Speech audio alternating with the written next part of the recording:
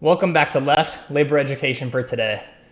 This is our 7th edition of the weekly recap, and let's jump into our first story as the United Auto Workers presents their opening demands to the Big Three Detroit auto manufacturers.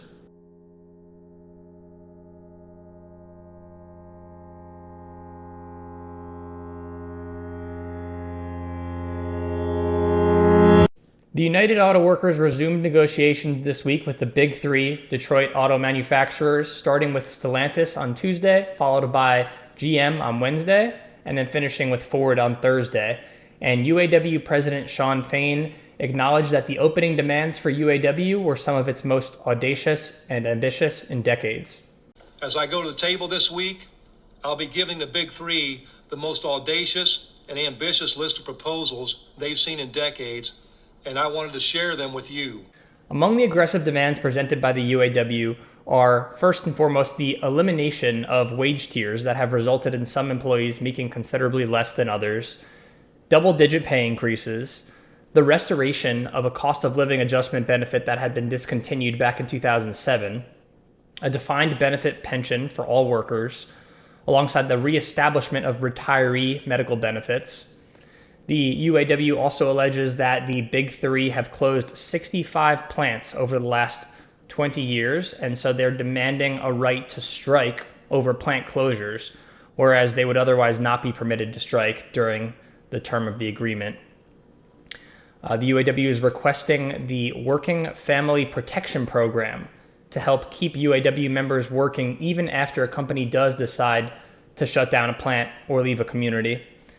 And there's also concern over the abuse of temp workers who get paid less but allegedly serve more than just the temporary support role that they were originally intended to serve. Additional demands presented by UAW include more paid time off to be with their families, as well as increased retiree pay. Fain justifies these demands by pointing to the record profits made by each of the Big Three auto manufacturers after having reported publicly their earnings just 1 week prior to these negotiations. The Big Three released their quarterly earnings reports last week, and the companies again are having a blockbuster year. Altogether, the Big Three have made a combined bottom line profit of $21 billion in the first half of 2023. So when the Big Three say the future's uncertain and that the EV transition's expensive, remember that they've made $250 billion in North American profits over the last decade and have poured billions of it into special dividends, stock buybacks, and supersized executive compensation. Our message going into bargaining is clear. Record profits mean record contracts. So what exactly did the Big Three auto manufacturers think about the opening proposals from the UAW? Well, for one, General Motors has updated its negotiations website, a website that they have implemented to represent their voice, to discuss the progress of negotiations to their employees and to their customers, as well as their shareholders and stakeholders across the world. And on their website, they have updated their most recent statement to say, the breadth and scope of the presidential demands at face value would threaten our ability to do what's right for the long-term benefit of the team. A fair agreement rewards our employees and also enables GM to maintain our momentum now and into the future. It's an exciting time to be part of GM, as our entire manufacturing team can benefit from leading in the EV transformation. We think it's important to protect U.S. manufacturing and jobs in an industry that is dominated by non-unionized competition. Now, in light of the admittedly aggressive demands presented by the UAW, I think you need to take two competing factors into consideration here. First, it's not unusual for both companies and unions to present aggressive demands at the early part of negotiations with the ultimate expectation that the parties land somewhere in the middle. However, I think you need to balance that factor against the reality that the UAW has communicated that September 14th contract expiration date as a deadline, not as a recommendation, not leaving a window open for contract negotiations to extend beyond the original contract expiration date. And that date is rapidly approaching. So the amount of time to be able to bridge the delta between what the company and the union feel to be appropriate is dwindling very quickly. And in our second story of the week, the NBA Players Association has criticized the Orlando Magic organization for a financial donation that it made to the Political Action Committee supporting the presidential campaign of candidate Ron DeSantis.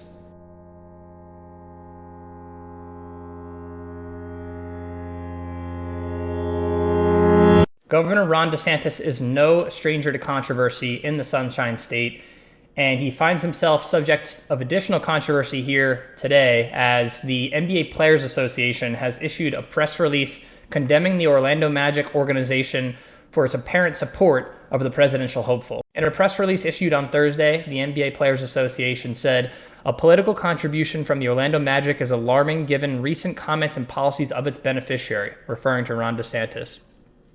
NBA governors, players, and personnel have the right to express their personal political views, including through donations and statements.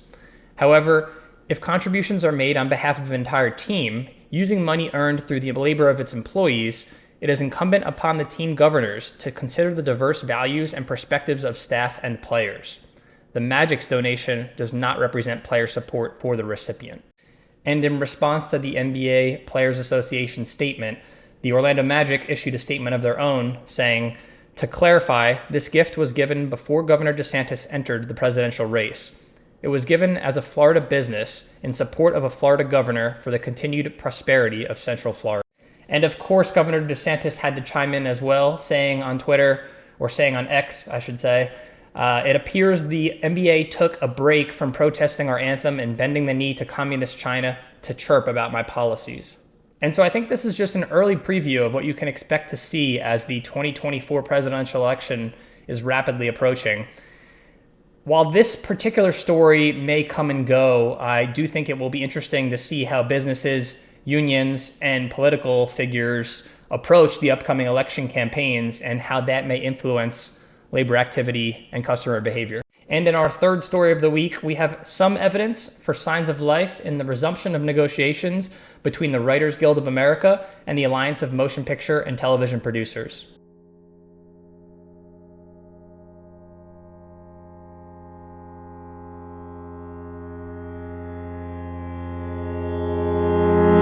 As we've discussed previously on the show, the Writers Guild of America has been on strike since May of this year, and more recently they were joined by actors represented by their own union on those same picket lines, which has brought Hollywood productions to a standstill. The writers are requesting higher compensation as well as success residuals, especially as they relate to streaming platforms, but they're also requesting a minimum staffing requirement of writers on those shows, which ties in very closely to their concerns about artificial intelligence and the use of artificial intelligence in screenwriting.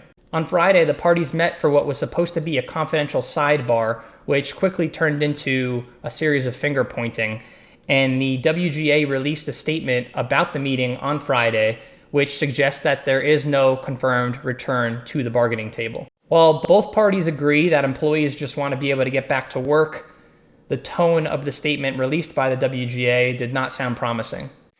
Your committee remains willing to engage with the companies and resume negotiations in good faith to make a fair deal for all writers, even with this early confirmation that the AMPTP playbook continues.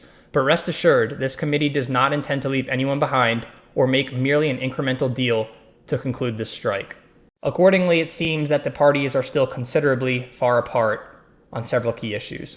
And that'll do it for this week's edition of the Weekly Recap. I hope you enjoyed it. I hope you learned something, and I hope you join us again next week for the next edition of the Weekly Recap. Thanks, and take care.